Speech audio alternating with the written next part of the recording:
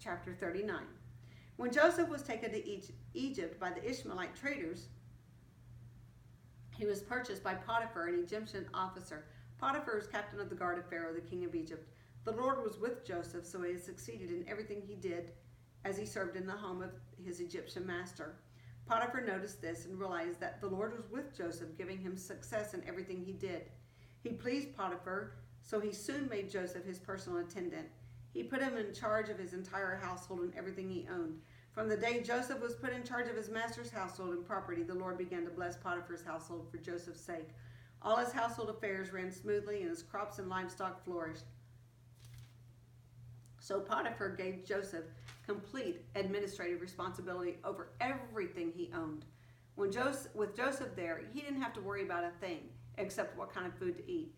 Joseph was a very handsome and well-built young man, and Potiphar's wife soon began to look at him lustfully.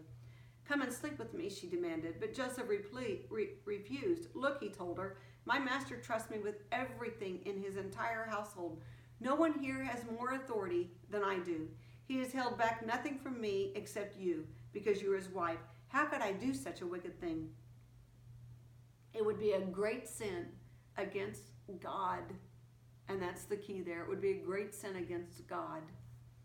She kept putting pressure on Joseph day after day, but he refused to sleep with her, and he kept out of her way as much as possible. One day, however, no one else was around when he went in to do his work. She came and grabbed him by his cloak, demanded, "Come on, sleep with me." Joseph tore himself away, but he left his cloak in her hand as he ran from the house. When she saw that she was holding his cloak and he had fled, she called out to his servants. Soon all the men came running. "Look," she said, "my husband has brought this Hebrew slave here to make fools of us. He came into my room to rape me, but I screamed. When he heard me scream, he ran outside and got away, but he left his cloak behind with me." She kept the cloak with her until her husband came home. Then she told him her story.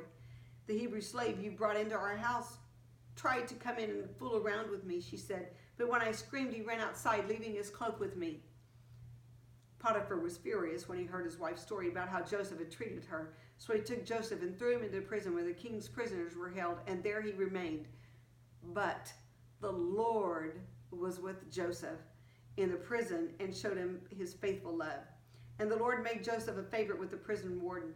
Before long, the warden put Joseph in charge of all the other prisoners and over everything that happened in the prison. The warden had no more worries because Joseph took care of everything. The Lord was with him and caused everything he did to succeed.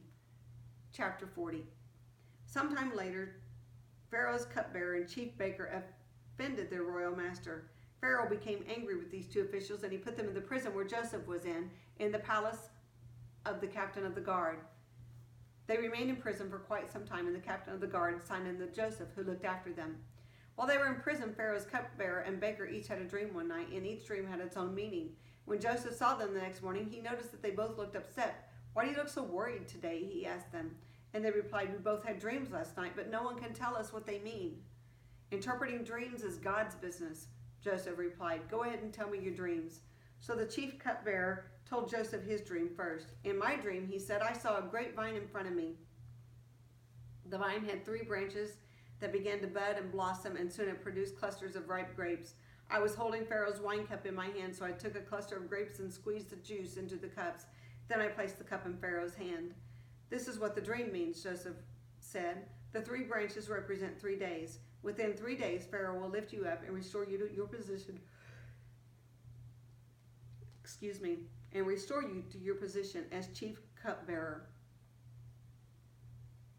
And please remember me and do me a favor when things go well for you. Mention me to Pharaoh so he might let me out of this place.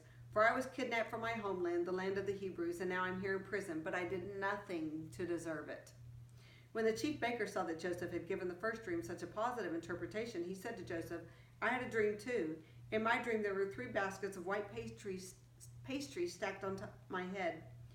The top basket contained all kinds of pastries for Pharaoh, but the birds came and ate them from the basket on my head." "This is what the dream means," Joseph told him.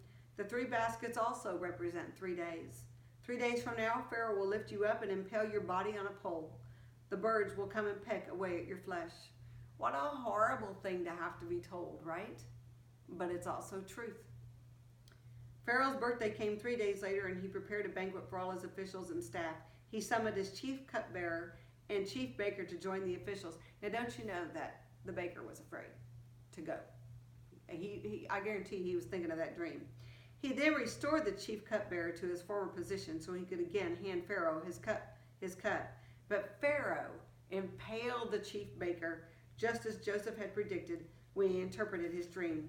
Pharaoh's chief cupbearer, however, forgot all about Joseph, never giving him another thought, which is so typical for people to do that. Chapter 41. 2 full years later, Pharaoh had a dream that he was standing on the bank of the Nile River. In his dream, he saw 7 fat, healthy cows come up out of the river and begin grazing in the marsh grass. Then he saw 7 more cows come up behind them from the Nile, but these were scrawny and thin. These cows stood beside the fat cows on the riverbank. Then the scrawny, thin cows ate the 7 healthy fat cows. At this point in the dream, Pharaoh woke up. But he fell asleep again and had a second dream. This time he saw 7 heads of grain, plump and beautiful, growing on a single stalk. Then 7 more heads of grain appeared, but these were shriveled and withered by the east wind. And these thin heads swallowed up the 7 plump, well-formed heads. Then Pharaoh woke up again and realized it was a dream. The next morning, Pharaoh was very disturbed by the dream, so he called for all the magicians and wise men of Egypt. When Pharaoh told them his dreams, not one of them could tell him what they meant. Finally, the king's chief cupbearer spoke up.